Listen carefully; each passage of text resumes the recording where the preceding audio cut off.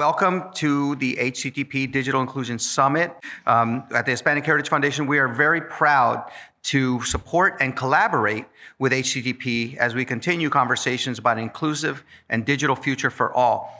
And we focus on education, workforce, social impact, culture at Hispanic Heritage Foundation. We can't do any of that if you're not connected. And I quote Jessica Rosenworcel, our friend at the FCC, that says, "You need to be connected to be successful."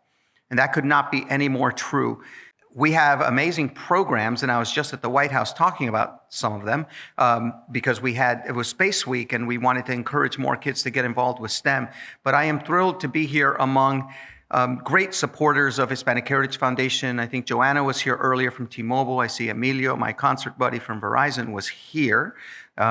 Celeste from AT&T, who we just announced a huge partnership in terms of digital inclusion and teaching kids how to code and making sure their parents are connected and informed in the right way. Thank you very much for that. And of course, Laura, who I'm looking at right now from Charter, is also here, and we appreciate all of your support. At the White House, we are actually talking about a program we developed to reach more kids in terms of STEM pathways. Again, it can't happen if you're not connected, but we developed the first Latino-themed Minecraft game in history. And the version that we had a year ago, 30 million kids played in 30 different languages and had a parent's guide and a teacher's guide. We're very, very proud of that, but nothing can happen if you're not connected. So at the White House, when we were talking about making sure that diversity and inclusion includes a pipeline into some of these positions that are not just exist now, but will exist, because 7 out of 10 new jobs in America will be, over the next 10 years, will be taken by a Latino. We want to make sure that everyone is prepared. And again, you have to be connected to be prepared. So I am thrilled to be here because it's important that we had Ana Gomez representing the FCC at the conference I was just at. And she spoke about the importance of being connected. And I echo that as I'm sitting here right now. These amazing partnership, all the amazing programs that we do, allowing these young leaders to participate in the digital world and providing them the tools for the Latino community to increase digital training, an important aspect of today's online skilling, is the ability to identify and wade through the world of misinformation and disinformation, and also safety. This is a battle that we have, and I remember reading that when you're talking about in Spanish, less gets filtered out. As much as it's a problem in English, in Spanish, I think it was 40 times more likely to have something be stated the wrong way on social media. So we want to make sure that this panel talks about some of these issues.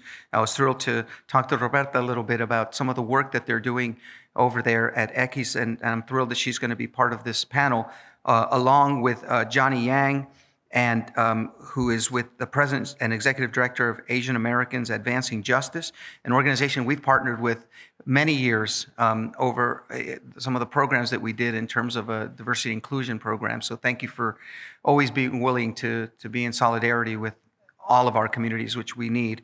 And then we'll also have our moderator, Chris Rodriguez, the Law and Policy Fellow at HTTP.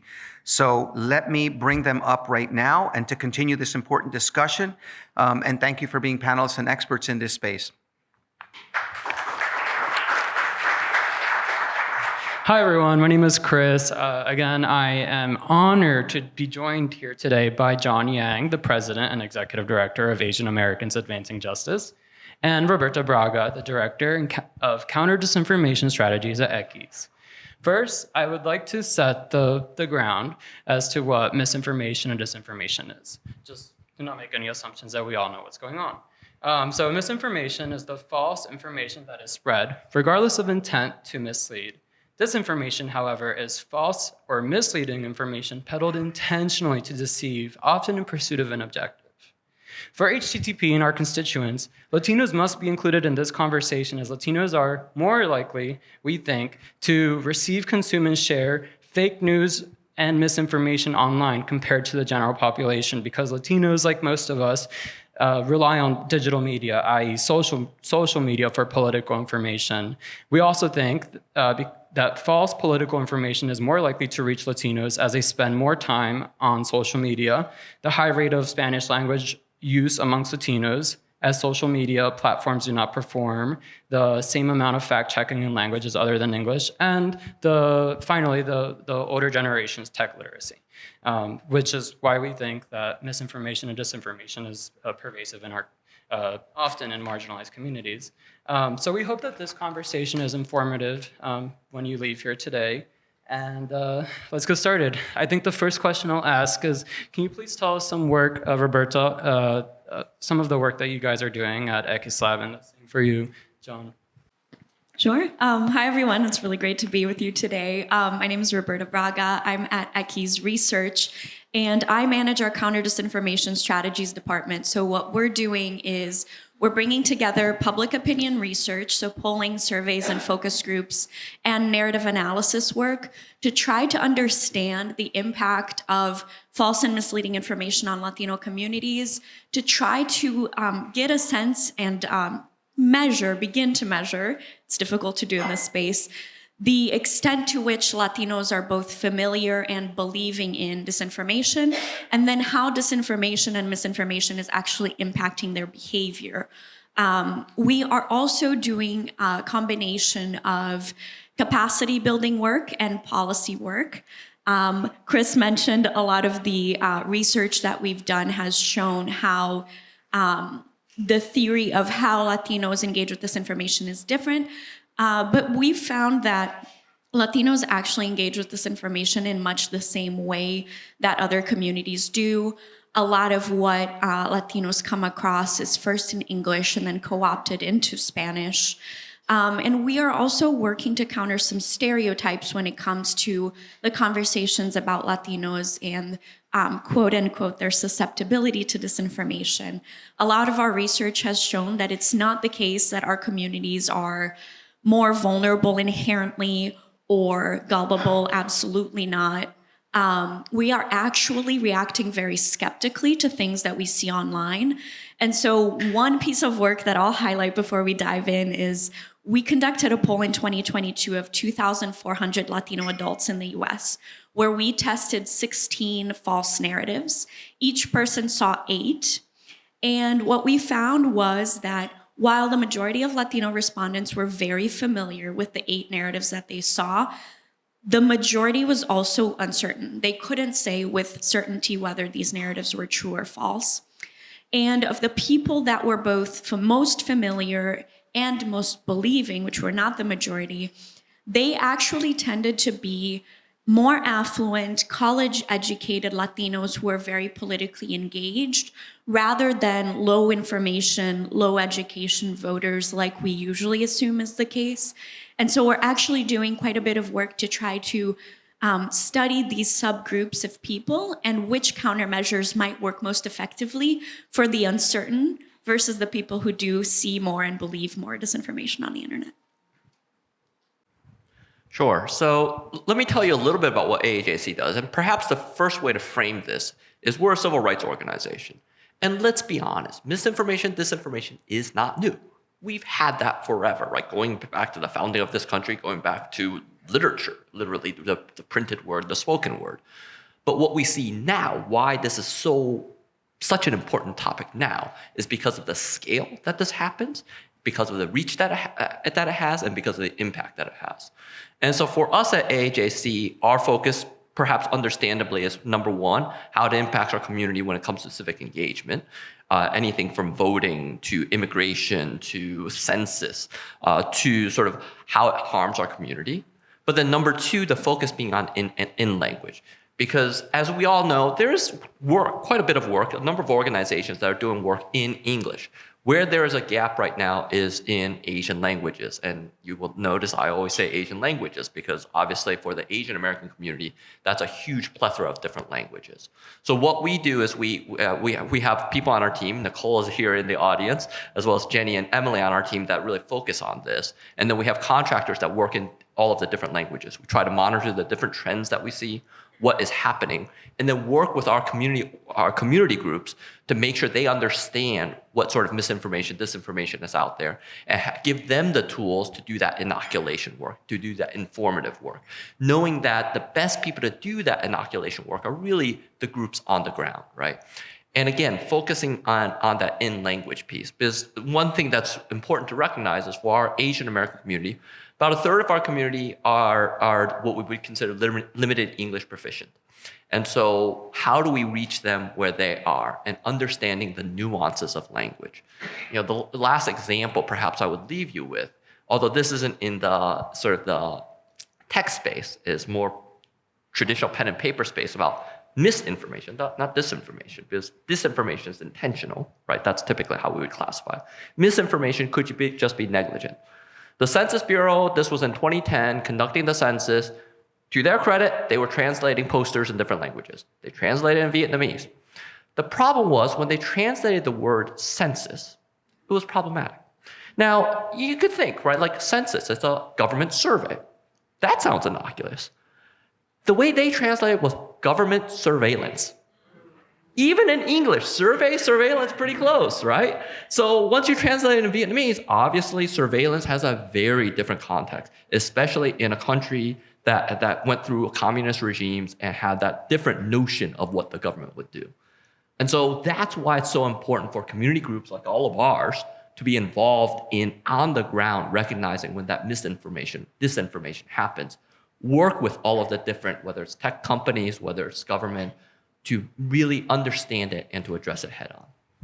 Thank you. And I would like to stay on that point on languages. Like what role do you see that languages are playing here? You gave one example, but maybe we can expand a little bit further on maybe how we only focus on disinformation, misinformation that happens in English and not in other languages. Can we start with you, Roberta? Sure, thank you.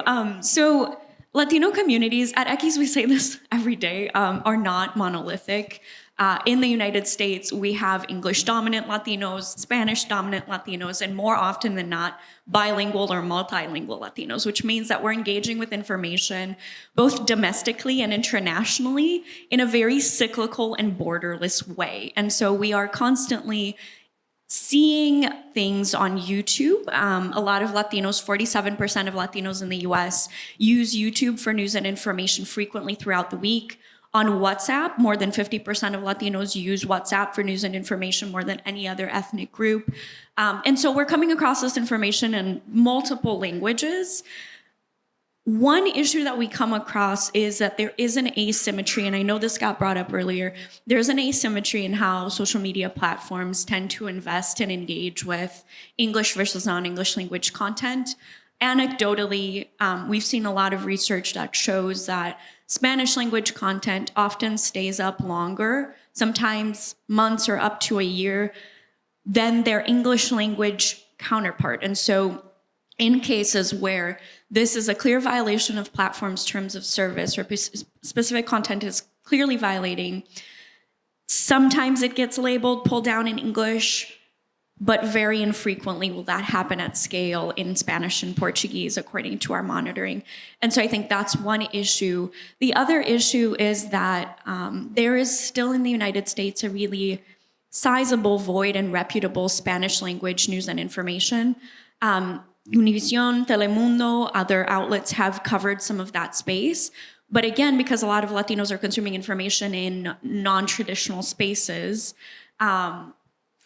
bad actors do kind of take advantage of those voids and fill them with very hyper-partisan content.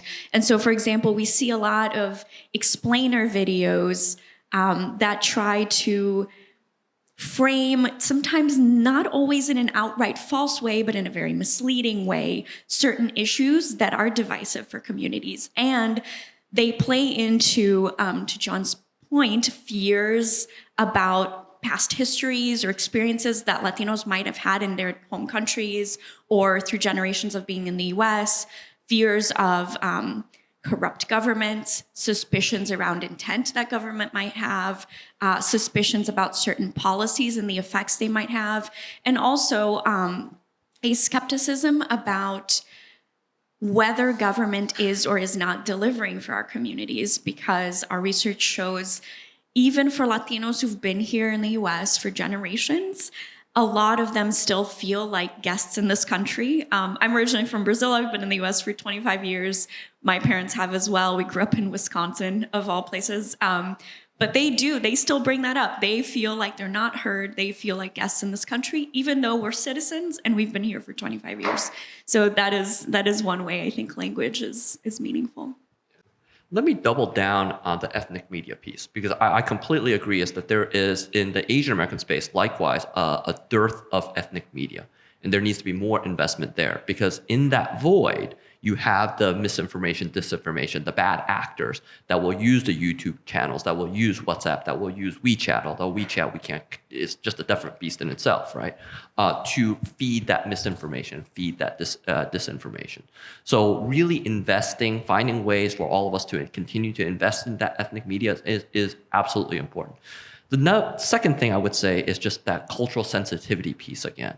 To their credit, I think tech companies are doing better at providing some resources for misinformation, disinformation in different languages other than English, but it's still starting, and this is where we need to keep on pushing them. So, when we first started doing this work and we asked them about that, at first they would say, no, actually, we don't cover that yet. And so to their credit, they started covering it, but then we said, okay, well, how are you covering it?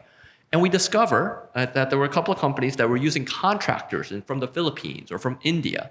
Well, that's obviously problematic because, and you alluded to this, Roberta, is like a number of our communities, right, will speak in sort of half English, half a different language. Like for me, I'm Chinese American, so we call it Chinglish. My wife's Korean American, she calls it Konglish, right? We have two kids that speak both Chinese and Korean, so you could just imagine what that dinner table sounds like, right? And that's the thing, right? Like that's how a lot of us operate, is in that sort of that intersection of all of these different languages.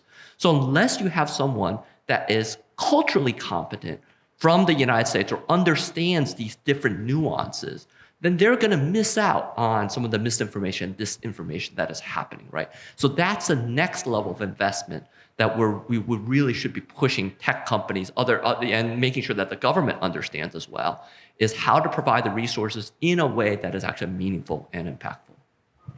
Great. And, misinformation, disinformation is spreading online. Like you alluded to, like, who is spreading this information? Is it always bad governments, or my family's from Colombia? We have, that tio, that auntie that just spreads everything or sends everything to these massive group chats. So is there one specific person or entity that is spreading this information?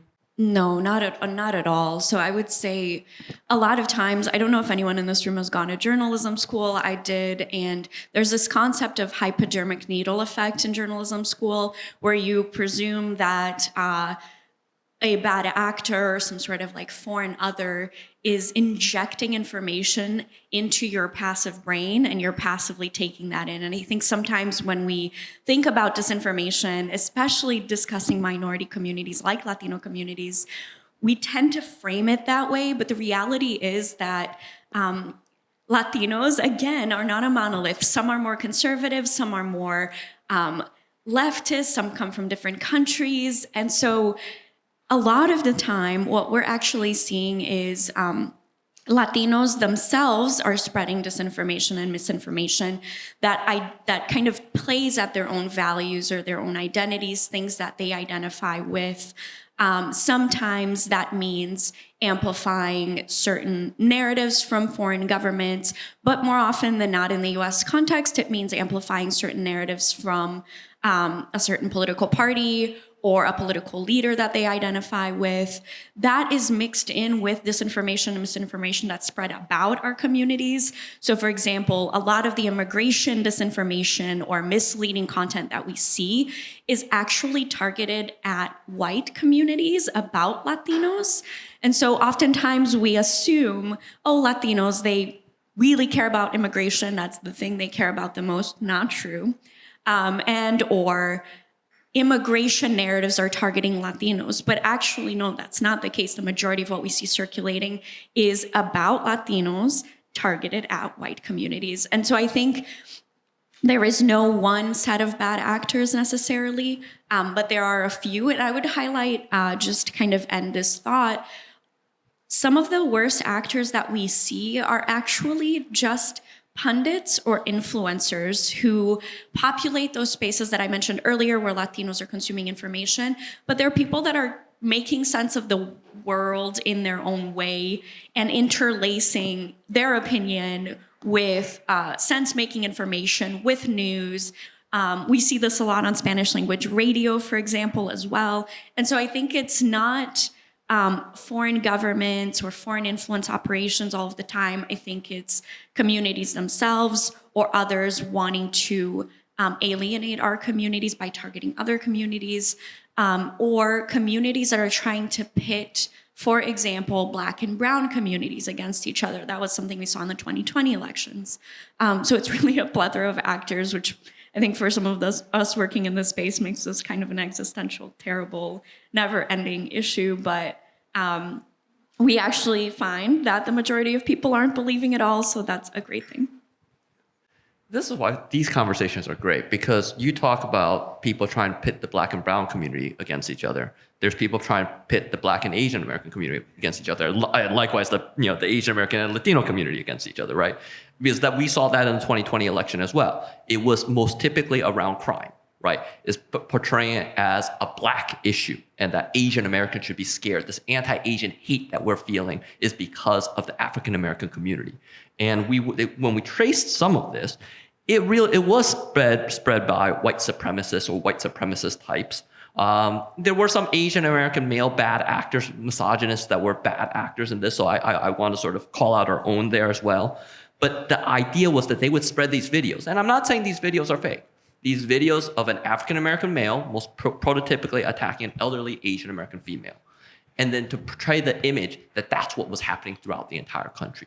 The reality was the statistics that we had and the studies that showed it was basically white males for the most part that were attacking Asian Americans and most typically attacking Asian American females. But because of these viral videos, that was the perception that was given, right? And so there's two pieces to that. One is thinking about who is sort of starting this misinformation, right? In some cases, it is these specific actors that we're talking about. You're right. In some cases, it is foreign governments. Like I'm going to name, like the Chinese government, the Xi Jinping regime is known to try to sow divisions around democracy, right? And so that is something that we have to be careful of, especially in the Asian American community, because he's trying to appeal to the Chinese American community. But then the second issue, right, is making sure that our community, and it is our aunties and uncles or our grandparents, don't become purveyors of that misinformation, disinformation. How do we educate them in a meaningful, loving way to make sure they don't spread that, right? Because that's where we also have our own responsibility to sort of help move us forward in that way. And I would just like to, I guess I'm just dropping every question that I ask, but I would like to just really underscore like why is this happening, especially to marginalized or overburdened communities, because it can't just be political gains, right? Or have you seen anything specific in your studies? To be honest, I think it's a confluence of factors. So one, a society-wide move away from the consumption of traditional news media toward these they're no longer alternative types of media. I think the kind of segregation of and the amount of choice that we have to pick where we consume information based on who we identify with. If you want to, you can consume information only on Discord or only on Rumble, or only on Reddit. And so you really don't have to see a variety of perspectives anymore. You can kind of close yourself off to that. I think mistrust is a huge, huge social issue as well. So there's a study out of Stanford that showed, this is related to mistrust, but also polarization, that showed that people overestimate the degree to which the opposing side is willing to engage in political violence by 300 to 400%. And so I think there's not only a growing sense of distrust, but also a growing perception that we are further apart than we actually are. And I do think that social media platforms and the information environment kind of make that a never-ending cycle, because you see something shocking, you assume it's everywhere, you talk about it a lot, that means it's everywhere. And so I think there's a little bit of like a self-fulfilling prophecy as well aspect to this. But yeah. I guess there's a clickbait aspect to this, right? It's always, again, in some ways I start with the base of this has always been an issue in society, that tension, right, between sort of what is popular versus populism, and sort of there are always going to be people that want that attention. So some of it is wanting the attention just for attention's sake. Some of it is for political gains, right? And then trying to modulate that, and we haven't talked about this yet, I don't know if we will, but like modulate that against free speech that we believe in, right? So I think there's sort of being able to identify those things and why people are doing certain things is helpful, because that helps us to narrow or determine what the response should be, right? Because I do worry, like I'm an optimist. I appreciate that the last panel ended on a note of optimism. I'm likewise an optimist overall about how technology can benefit us, but it absolutely scares me too. So the question is sort of how do we think about all of these issues, right? How do we think about these bad actors, limit them in a way, right, so that they aren't allowed to spread? I know that's saying a lot without saying that much, but I do think that identifying those problems and always coming back to those problems and coming back to the fact that sort of how do we as communities talk about those problems is helpful, because sometimes we get ourselves into these existential crises by saying, oh no, there's too much of it, right? Let's narrow in and then let's figure out even small steps forward. Chris, can I add something to that? Yeah, absolutely. So that's a great point. I have a friend and colleague called Katie Harbath. She's the CEO of a company called Anchor Change, and she used to lead global election efforts at Meta. And she recently coined the concept of panicking responsibly, which I think, to John's point, is really a good one, because again, a lot of the solutions, I know we'll talk about solutions at the end, but a lot of the solutions are not new, neither should they be targeted at countering disinformation necessarily. A lot of the ways that we can solve for the harms of false and misleading information online is by addressing the root causes. And so for Latino communities, for example, it can be as simple as investing more in engaging with Latinos every day of the year, not just 1 or 2 months before an election, making sure that there is information that's accessible to them where they are. We've talked to a lot of election administrators and other like state level legislators who don't have the resources to translate information about electoral processes into different languages, for example.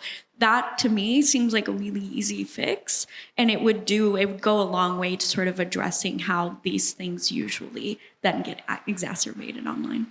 Yeah, so I think we're starting to talk about maybe like we're moved towards the part of the conversation about the issues, or the solutions to these issues. But I think one thing that we really want to emphasize at HTTP is also freedom of speech. How do we protect freedom of speech in an age of, this spread of false information? You want to start, John? I mean, to be honest, I don't have an answer to this question. I think if we did, we would have solved this problem by now, but it's a really difficult problem. I think it spans everything from comedy and satire to whether or not you pull down a piece of content that's harmful or false, right?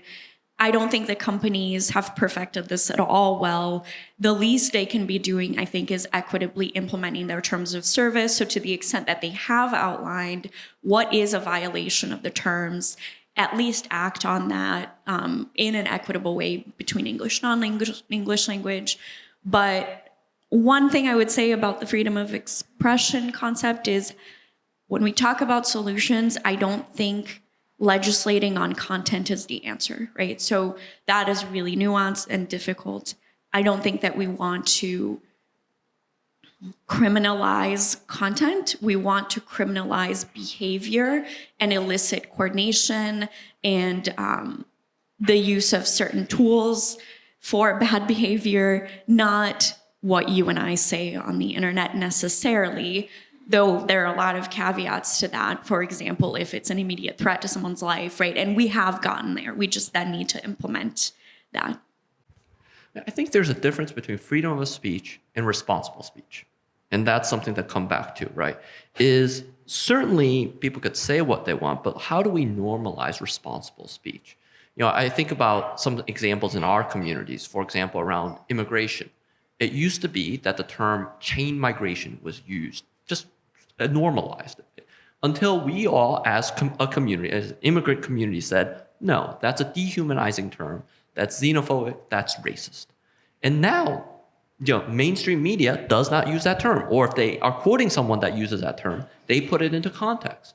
When COVID-19 first happened, mainstream media, in some ways innocently, referred to it as the China virus, until our community obviously said, no, that is stigmatizing, that is causing hate, causing violence in our community. To their credit, they corrected it, and they used the proper terminology of COVID-19. So there were no laws that were passed, but we all recognize the importance of getting that right, the speech that's getting that right. And this is where I think technology companies, platforms have a responsibility, right, to sort of come up with their standards of conduct, offering best behavior, right, and helping that. Like, I am, on one hand, we're a civil rights organization, so I'll admit I always have some skepticism of industry at times, healthy skepticism. But I think they are a force for good too, right? Just like, you could say the AMA, they're just doctors regulating themselves. How does that work? Well, it's worked pretty well. And so I would say that there is a model there, right? And that there are definitely some good actors in that tech space to continue to push for what looks responsible, and then to make those actors that are not acting responsible outliers that will be called out, that everyone will recognize as well. We don't trust what they're saying. So going off of that point, we can talk about solutions. Like, what do you think that social media companies or platforms can specifically do? Is there any way that they can help stop the spread of and disinformation? Because we talked about language, we talked about political gains. What is your view? So I fear I'll sound tone deaf talking about these solutions given the action social media companies have recently taken. But the first one is, don't disband your trust and safety teams and fire all of the people who do content moderation for you is a huge step back that companies have taken recently. I mentioned one, but I'll mention two specific solutions. So the first is implementation of the terms of service. So invest more in culturally competent, to John's point, culturally competent moderators who speak the language and know the culture, who are there to be able to kind of study the nuance of something, improve machine learning models that detect non-English language content. We've talked to companies who sometimes say, we have a really hard time finding Spanish language disinformation online. It's not because it's not there. It's because the way that their models are structured for keyword searches are geared at English language keyword searches. In Spanish, multiple keywords will mean the same thing. Sometimes it's phrasing, it's not words. And so kind of understanding the nuances of that. I think that having more Spanish language and Portuguese language fact-checking partners. I know that some companies have also pulled funding on those partnerships, but fact checkers, our research has shown, do move people. They're not a silver bullet. Fact checks don't move people on everything, but by and large, they do have a positive effect on moving people toward believing that content is false when it's false. And then I think that there's just an increased transparency that can be done across platforms. And some platforms have better policies than others, but by and large, a lot of these platforms disseminate annual or quarterly or what have you transparency reports, and they should do more to disclose what they're doing then on non-English language content, not just between countries, but within countries as well. And that's something that's missing. On the side of encrypted messaging platforms specifically, I think the very simple talking point on this is that if you have an encrypted messaging platform, that platform should not have broadcasting features. And so limiting the extent to which, for example, inside of WhatsApp, how many times can you forward a message? They tried that, right? So they reduced the number, went from unlimited to 5 to 1, and they walked it back. But essentially, implementing policies that prevent content from going viral behind the walls of encryption so that we're not able to lose focus. Like, we already can't detect where something starts in an encrypted messaging platform and how it spreads. We absolutely should not be creating features then that allow for someone to share something with 5,000 different people without being able to see how it spreads. So. Yeah, again, I agree with all of that. I mean, maybe a couple of add-ons, if you will. One is on the trust piece or the transparency piece, letting our community organizations really understand what they are doing. One of the things I always find frustrating is, some of these platforms will come to us and say, we took down X million messages, right? And we moderated why we put out, why disclaimers. Okay, that's great, but I don't have the denominator. Right? I don't know how many messages you were looking at of which you took down this many. I don't know what the borderline calls that you made and whether I might disagree with you and be able to explain to you why I would have made a different call on that. So that piece of it, I think, is important to sort of understanding this a little bit more. The other piece I would like to see a little bit more of, or maybe not a little bit more of, is just on the front end when they're designing these products to embed sort of the cultural competency, to embed the language issues, to embed inclusivity generally. It's not enough to do it at the back end, right? And have essentially quality control of what that product looks like. It is more important, it's just as important, if not more important, to have it at the front end when you're designing it.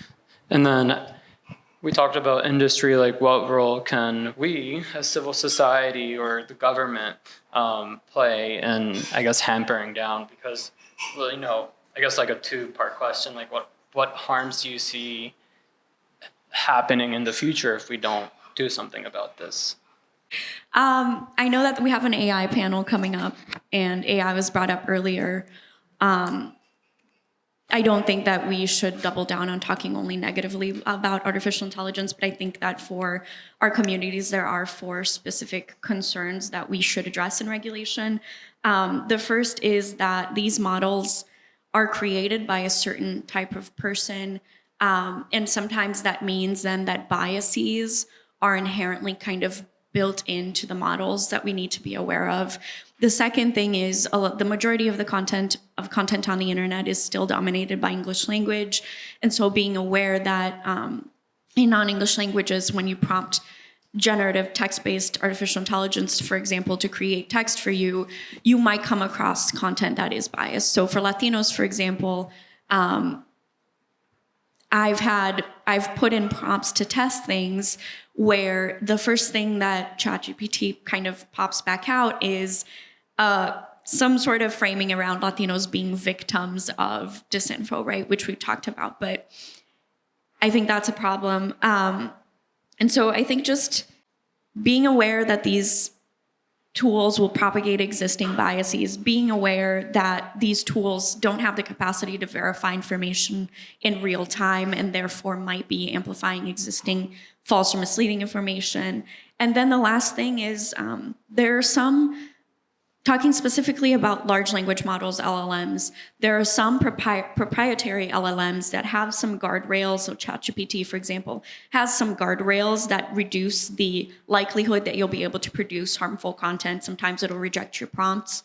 But we should be aware that open source LLMs, and I'm sure this will get brought up later as well, for example, MPT, Llama, Falcon, these are some examples, can be downloaded and fine-tuned to generate text that is false or misleading. And so I think we should be aware of that as well.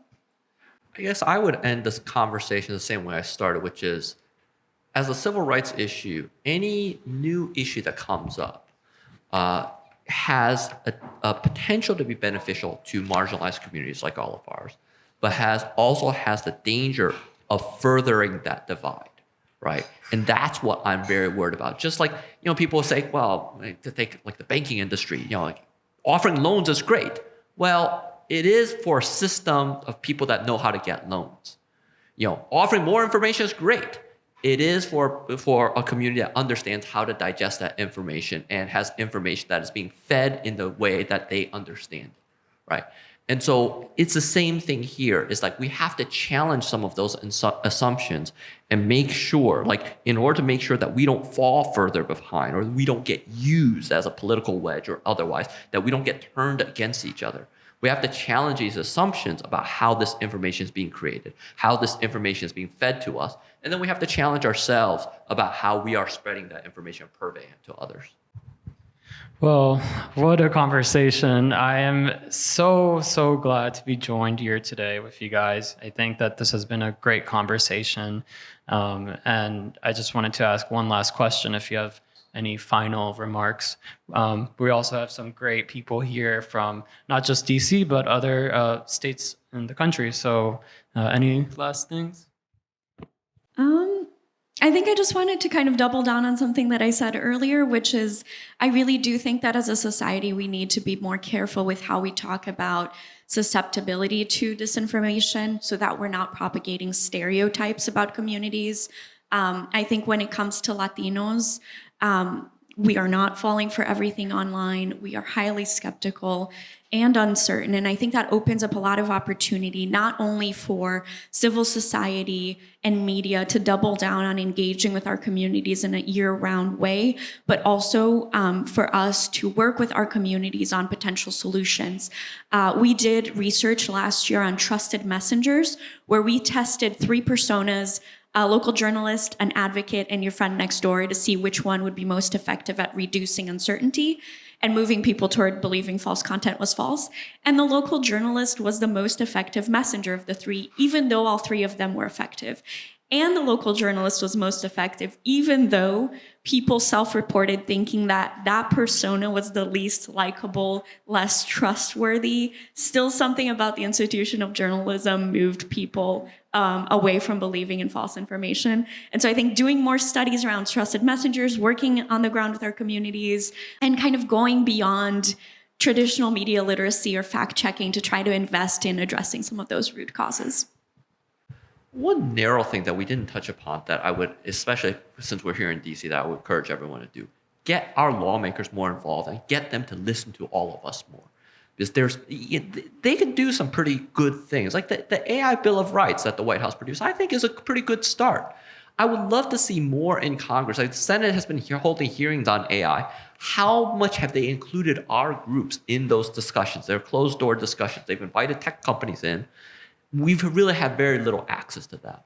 And so that's another place that I think we could make some difference, both getting the government officials to be better educated, but getting them to listen to all of us a little bit more.